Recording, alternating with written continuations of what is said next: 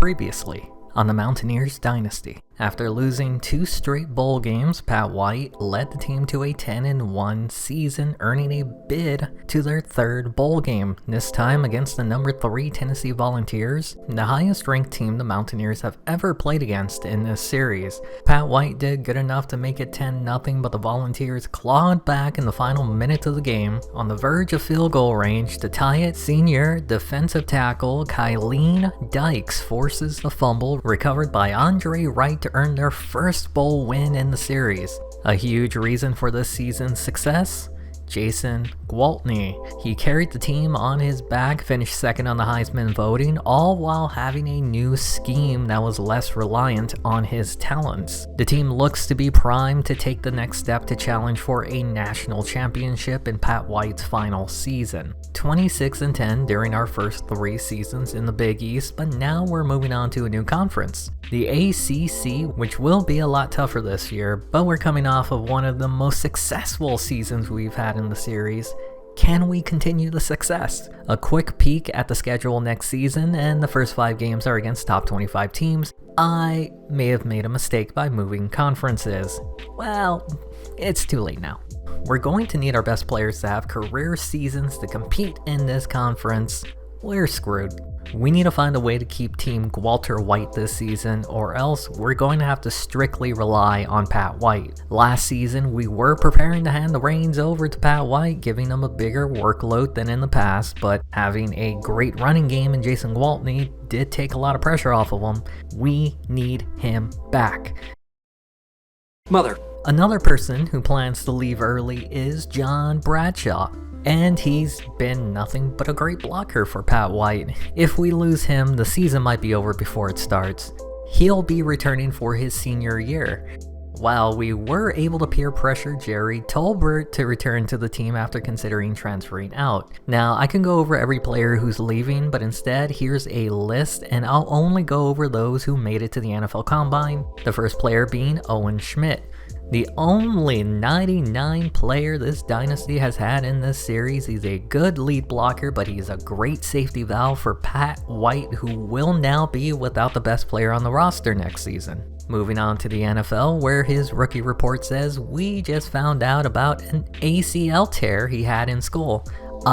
Excuse me?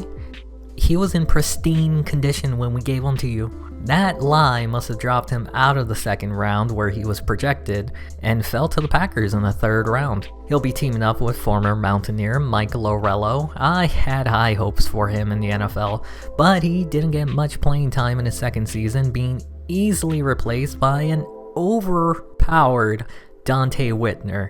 I don't see Lorello lasting in Green Bay. Another key offensive player leaving the team for the Combine is Gwaltney. He decided to go pro, and I'm not sure why he did that, but everything in his rookie report was positive. Might as well put him in the frickin' Hall of Fame already. Surprisingly, he didn't get drafted till late in the 3rd round by the Indianapolis Colts. Probably the best team to go to for his career. He can sit behind James and Rhodes for a season or 2 before becoming the bell cow. The Mountaineers defense will be seeing a shift in the secondary for the 3rd straight time as our strong safety is leaving for the NFL. This time, we don't have anyone behind him ready to take over at a collegiate elite level. Ridwan Malik These Nuts is off to the Combine, and his rookie report says he has solid wrap-up tackling technique. He sounds like a solid run supporter and has good acceleration with lateral movement. He wasn't selected until the 6th round by the Cincinnati Bengals, and I think this was a solid selection, but look at the Bengals roster, he's not going to make it past the preseason. The final player to go to the Combine was Zach Napier, which makes me think that if you make the All-American list, that you get a free ticket to the Combine. They have him as an undrafted player, but his report notes has nothing but nice things to say about him. Sadly, he didn't go drafted, and he didn't even end up in free agency. Must have not been good enough to sit with the rest of the players in the pool. He wasn't able to pull off a Jeremy Sheffy, who somehow survived and landed on a team but sat out his rookie year. Eric Wicks was also a backup his first season on the team, but improved drastically over the year, and it's only a matter of time before he's a full-time starter. His teammate and our only first round selection, Dan Moses, had a good amount of playing time his first year. He also had a drastic improvement in his first season and will most likely be a full-time starter soon. And the final player is Jamil Adai. He ended up improving his stats from last year, and I didn't think that out of all the safeties that were drafted from our team that he'd be the best one. I've already shown in great depth in the last video how the recruiting works and how I recruit the players, so in this part I'm just going to quickly go over some of the players. We did have the #1 recruiting class. We also had 17 players that were 4-star or above. You can see how long that would have taken to go over. Here are the 3 5-star players that were recruited to the team. Derek Peterson, the blue chipper 5-star JUCO, which stands for Junior College Transfer, meaning he'll be a junior this coming season on the roster, indicated by the JR. He'll be an immediate starter and someone we desperately needed after Dingle and Wright, the previous starters, graduated. The drop-off isn't going to be that bad either. All we need to do is find a solid starter opposite of him, and this defensive line might be better than it was last season. Marcus Wilson, another blue chipper 5-star player and middle linebacker, will come in and immediately take over the position that Mark Magro left behind. Another spot on defense that will hardly see a drop off in production, which is good because we didn't have much behind Magro. And when we go to the roster, well, we might have too much depth now. We were also able to land the #1 cornerback in the nation, and another blue chipper 5-star, Luke Morris. Did we need him? Not at all. We already had 4 other players in front of him that are better, but he'll be redshirted his first season, hopefully becomes an impact if someone leaves early. Some bigger names who weren't 5-star players, like Joel Jackson, he built in a similar way to Jason Colson. I don't expect him to have any playing time his first year. Kevin White is going to back up John Bradshaw his freshman year. It's clear that he's going to take over once he graduates. Same situation with Perry Tate, who will take over once Stanchik graduates at the guard position. We didn't have any defensive tackles going into the season, and Sean Miller is the 2nd highest rated player in the recruiting class.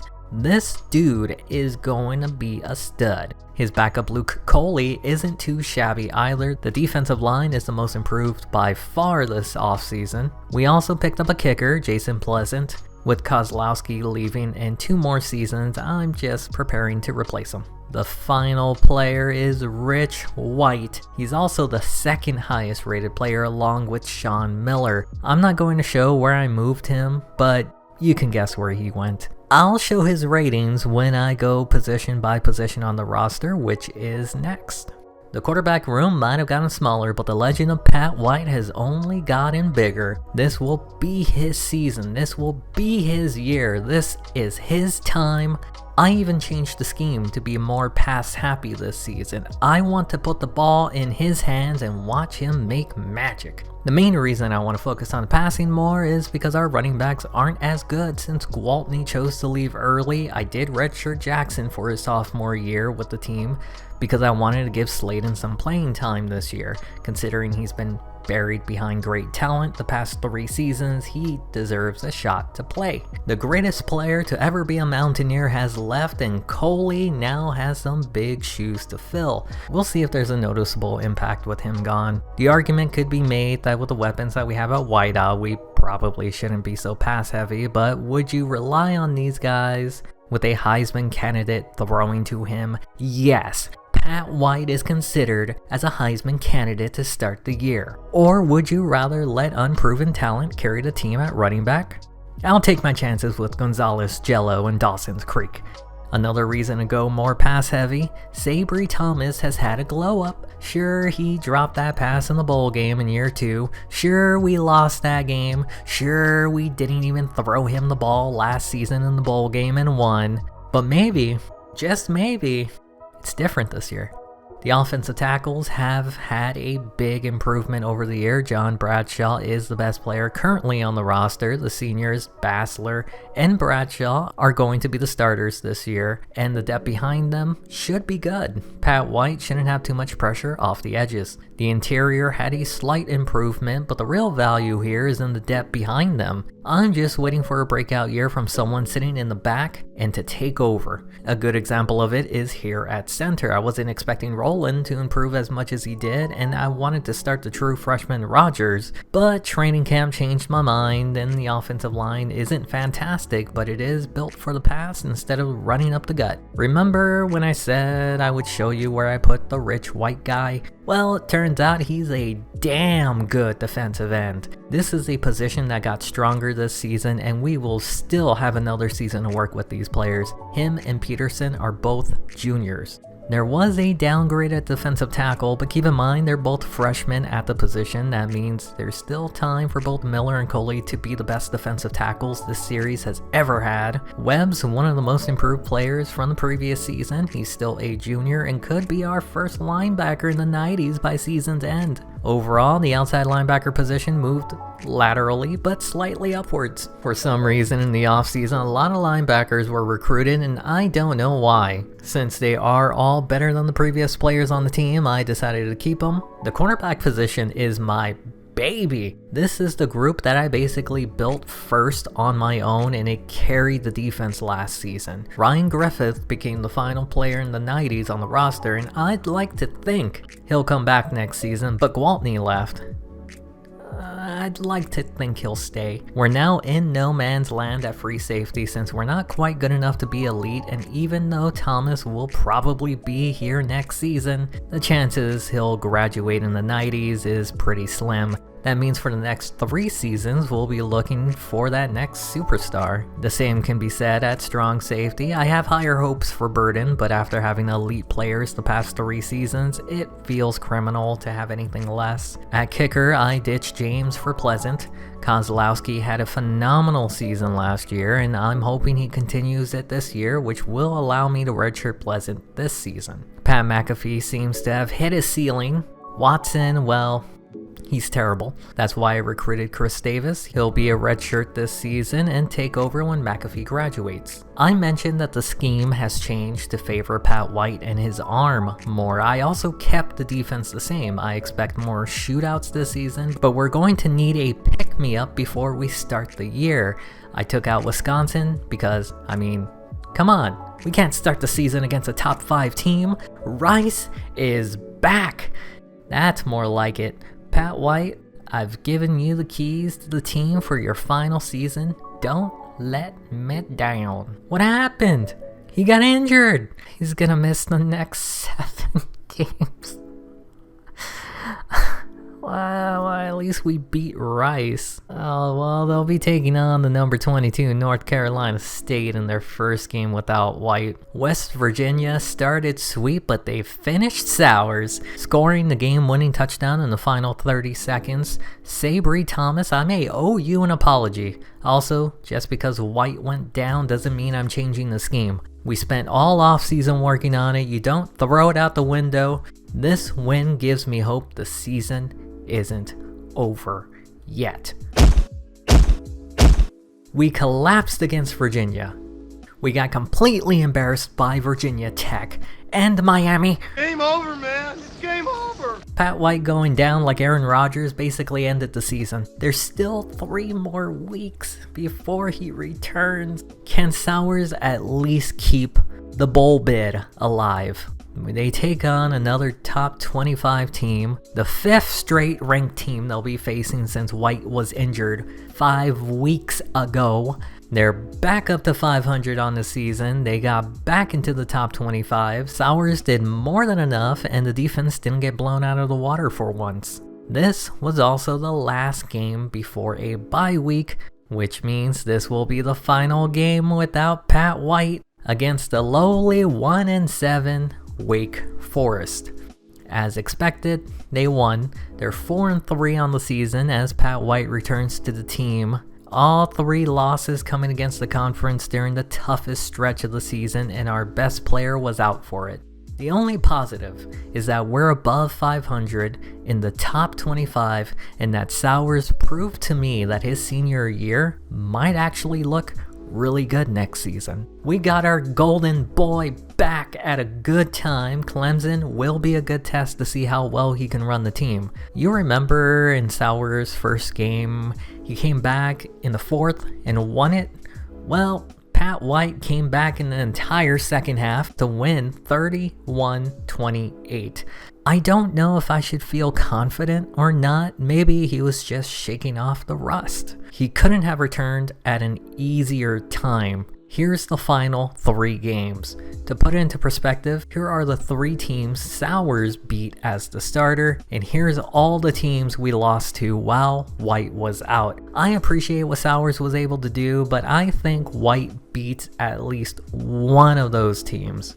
Then again, during the final stretch of games, he made easy work of Bowling Green and Arkansas State, but he struggled against the 1-10 North Carolina. A win's a win, and they finished the season with 5 straight, and as number 9 in the nation, baby, earned themselves a bowl game against Rutgers. What are the odds? Pat White's final season was overhyped, mainly due to the fact that he was injured, but when he returned, it was technically the worst season he ever had based on his passer rating. Nate Sowers did as well as Pat White did in his junior year. I feel confident enough that he can take over with a more balanced offense next season. I do want to point out that our best receiver, Tito Gonzales, was injured during the final 3 games, which could explain the lackluster numbers for White, though Gonzales did look pretty good before the injury. Dawson's Creek was also out for the final 2 games of the year. We had little depth at that position as it is, and losing 2 of your top 3 receivers isn't going to help. Not having a great running game isn't going to help either. Surprisingly, the team ran a lot more when White was in the game. I can't explain this, but here are a few examples when Sowers was starting. Carty hardly saw the ball while he was able to get over 100 yards when White was in the game. It's clear that White has a bigger impact for the running game, but I don't know why when the scheme never changed. Even though the defense was struggling at times, there were some career bests like Andy Webb's 91 tackles, which is insane. He was basically a magnet. Sean Miller led the team in sacks as a defensive tackle. I told you, he was going to be a beast. I also thought Rich White was going to be a genetic freak, but he just seems like a normal freak. Marcus Wilson also had a huge impact. The new freshmen or transfer players on the team were making the biggest impacts for this defense. Except for Derek Peterson. You let me down. You know who really let me down? Kozlowski. What a terrible season. Like, he missed a field goal against Virginia that could have tied it, and then immediately after that game went into a suspension for forging report cards. Yeah, Pleasant's going to be taking your job next year. The final game in Pat White's disappointing senior year will be against a familiar team, Rutgers. I can't think of a more fitting end to this saga than to face off against the Big East one last time. We're 1-2 in bowl games. Pat White is 1-1, missing his sophomore year, but can he finish with a winning record? We start with Rutgers on the first snap in the game. Lovelace carries the ball with Love and won't get his laces stripped up here for the first down. Same drive, 2nd and 12. Rutgers runs up the middle and the defense is playing hide and seek because they're nowhere to be found. Later on the drive, 3rd and 1. Can the defense make a stop? Nope. Defense was nowhere to be seen. Put them on a milk carton. They're now at the 3, 2nd and goal. Play action, defense gets sucked in, and Lovelace finds Jenkins for a score, and this is looking like an upset is brewing. No, your eyes don't deceive you. That's a tiny player on the field. The 7-inch man showing that size doesn't matter. After that pass to get them to midfield, Pat White in the pocket going deep, and in a gaggle of players, Brown comes down with it. What a play. Beat the press at the line and mossed 3 defenders. Now at the 22, play action, 7 inches get fooled, Pat White off his back foot and somehow caught in double coverage. That's a combination of a great pass and poor coverage by the defense. That'll tie the game up at 7. We skip to the second quarter. Rutgers is punting the ball, and you know what that means. It's either going to be a touchdown or a fumble. Desmond O'Neal on the return. This is his first game back from an injury. 7 inches can't get there. Across midfield, he has one guy to beat, gets just enough of a block, and high steps his way to the end zone. And just like that, the Mountaineers are on top. Boogie, young man, boogie. The very first play following the touchdown, play action, Lovelace loses the ball and recovered by the Mountaineers in the red zone. It would only lead to a field goal attempt by Kozlowski from 19 yards, easy money, and they're now up 17-7.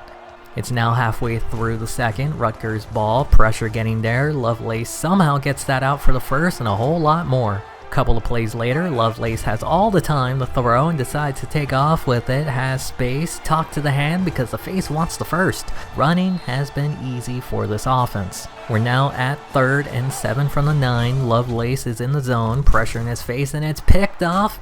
But wait a minute, there's a flag, pass interference on the Mountaineers. They'll put Rutgers at the 2, they hand it off for an easy touchdown to get within 3. The Mountaineers have been so thin at wideout that Ryan Griffith, the corner, was playing in the slot and he got hands. There's still a minute left in the half. Can White make some magic? Runs to his left, throws back across his body to find Brown for a big gain. A few plays later, 2nd down, Pat White is in the zone, standing in the pocket, going deep, going real deep, and what can Brown do for you? Score! What a despicable act by Brown. The clean pocket allowed for White to step into his throw, and Brown was one-on-one with the safety, and it was over at the snap. We're now at the start of the 3rd. Pat White play actions it. Defender forces an early throw into double coverage, and it's picked off by the one guy who wasn't even in the coverage, bringing it back inside the red zone for Rutgers. It would only lead to a field goal from Rutgers, but it would cut the lead back down to 7 points. First play for West Virginia following the field goal. Pressure again, rushes the throw, but this time it's caught and nobody's going to bring down Jello as he jiggles his way in for a touchdown. That was the longest throw in history. That'll put the Mountaineers up by 2 touchdowns, and this celebration was called for being excessive. Later in the 3rd, same score, West Virginia's ball. Pat White takes off with it, and we haven't talked much about his speed, but he fast, taking this 20 yards. The following play, they hand it off to the fullback. Coley finds a hole, breaks the tackle, hurdles the defender, and gets the first. 2 big plays from the Mountaineers. 7 inchers gets pressure, but not quick enough. White finds Brown again for their 2nd touchdown together in this game. They'll now put the team up by 3 touchdowns. Brown does it again. He mosses the defender. He's going to be a star. He's been fantastic this entire game. In the final minute of the 3rd, Mountaineers ball again. Pat White takes off with it again, but this time he breaks the tackle after the first. He's as dual threat as they come. Following play, White is in a mood. Read option, takes the wrong option, but doesn't matter. Broke the tackle, found the edge, and got the first.